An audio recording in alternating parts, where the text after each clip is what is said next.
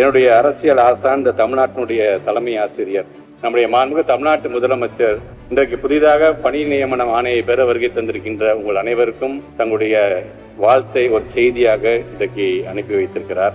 வாழ்த்து செய்தி. இந்த இனிய விழாவில் பங்கேற்று இடைநிலை ஆசிரியர்களுக்கு நானே நேரில் பணி நியமன ஆணைகள் வழங்க வேண்டும் என ஆவலாக இருந்தேன். ஆனால் சிறிது உடல்நலக்குறைவு ஏற்பட்டு மருத்துவர்கள் ஓய்வெடுக்குமாறு கூறிய அறிவுரையின் காரணமாக இந்த விழாவில் பங்கேற்க இயலாமல் போனது வருத்தம் அளிக்கிறது. நிகழ்ச்சிக்கு நேரில் வர இயலாமல் போனாலும் எனது எண்ணமெல்லாம் உங்களை குறித்தே உள்ளது. பள்ளிகள் என்ற சமுதாயத்தின் அறிவு நாற்றங்கால்களை பாதுகாத்து பேணி வளர்த்து எதிர்காலத்திற்கான சிந்தனை வளமிக்க தலைமுறையை உருவாக்கும் ஆக சிறந்த பணிதான் ஆசிரியர் பணி. ஆசிரியர்களை முன்மாதிரி ஆளுமைகளாக கொண்டுதான் மாணவர்கள் தங்களது எதிர்காலத்திற்கான இலக்குகளையும் கனவுகளையும் உருவாக்கிக் கொள்கிறார்கள். அத்தகைய மகத்தான ஆசிரியர் சமூகத்திற்கும் திராவிட முன்னேற்ற கழக அரசுக்குமான உறவு என்பது அரசியலையும் தாண்டிய நெருக்கத்தையும் பிணைப்பையும் கொண்டதாகும். முத்தமிழறிஞர் கலைஞர் ஆசிரியர்கள் மீது கொண்டிருந்த அளப்பரிய அன்பையும் பரிவையும் ஆசிரியர் சமூகம் என்றென்றும் மறக்காது. அதே வழியில் நமது திராவிட மாடல் அரசும் ஆசிரியர்களின் நலம் பேணி அதன் மூலம் மாணவ செல்வங்களின் அறிவு வளம் பேணும் பணியை ஆற்றி வருகிறது. அதன் ஒரு பகுதியாகத்தான் பள்ளிகளில் காலியாக உள்ள ஏறத்தாழ 2457 இடைநிலை ஆசிரியர்களுக்கான பணி நியமன ஆணைகள் இன்று வழங்கப்படுகின்றன. பிற்போக்குத்தனமான அறிவியல் அணுகுமுறைகளுக்கு எதிரான புதிய கல்விக் கொள்கை ஏற்காததால் தமிழ்நாட்டின் பள்ளி கல்வித்துறைக்கான நிதியை ஒன்றிய பாஜக அரசு வழங்க மறுத்து வருவதை நீங்கள் அறிவீர்கள். அத்தகைய நெருக்கடிக்கு இடையிலும் பள்ளி கல்வியை மேம்படுத்துவதற்கான பல புதுமையான திட்டங்களை எனது தலைமையிலான அரசு செயல்படுத்தி வருகிறது.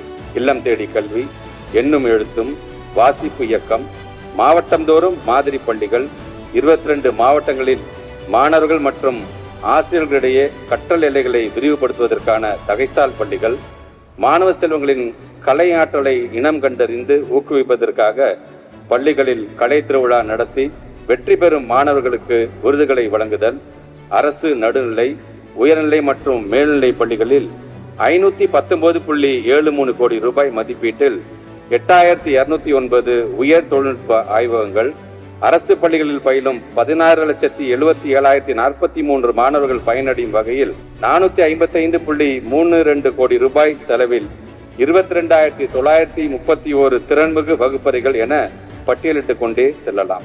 இவற்றில் அரசு பள்ளிகளில் பயிலும் மாற்றுத்திறன் கொண்ட மாணவர்களை சிறப்பு பயிற்றுனர்கள் மூலம் அடையாளம் கண்டு அவர்களுக்கென நலம் நாடி செயலி வடிவமைக்கப்படுத்தக்க சிறப்பு கல்வி வழங்குவது உள்ளிட்ட திட்டங்களின் மூலம் அனைத்து மாணவர்களையும் உள்ளடக்கிய கற்பித்தல் முறையாக பள்ளி கல்வியை மேம்படுத்துவது மிக சிறப்பான ஒரு திட்டமாகும்.